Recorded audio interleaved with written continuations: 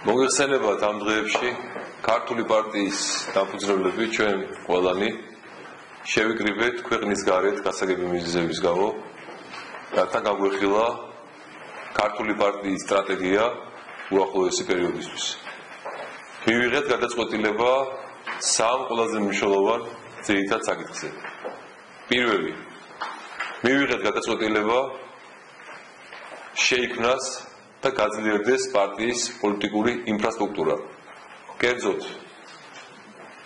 დაფუძნდეს ადგილობრივი ორგანიზაციები და გაიხსნას ოფისები თბილისის ყველა რაიონში უახლოესი 2 თვის განმავლობაში და ყველა დიდ სამხარეო ქალაქში: ზუგდიდში, ბათუმში, ფოთში, ქუთაისში, თელავში, გორში და ასე შემდეგ.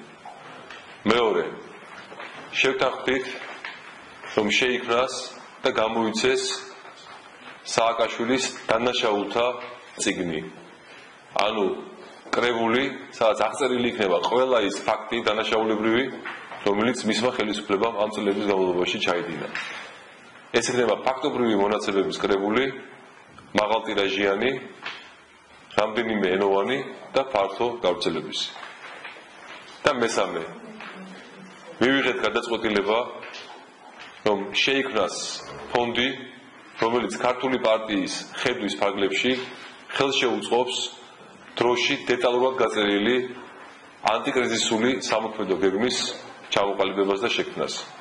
თუ როგორ, რა კონკრეტული ნაბიჯებით და რა ვადაში შეიძლება ქვეყანა გამოყვანილი იქნას ამ უმძიმესი კრიზისიდან.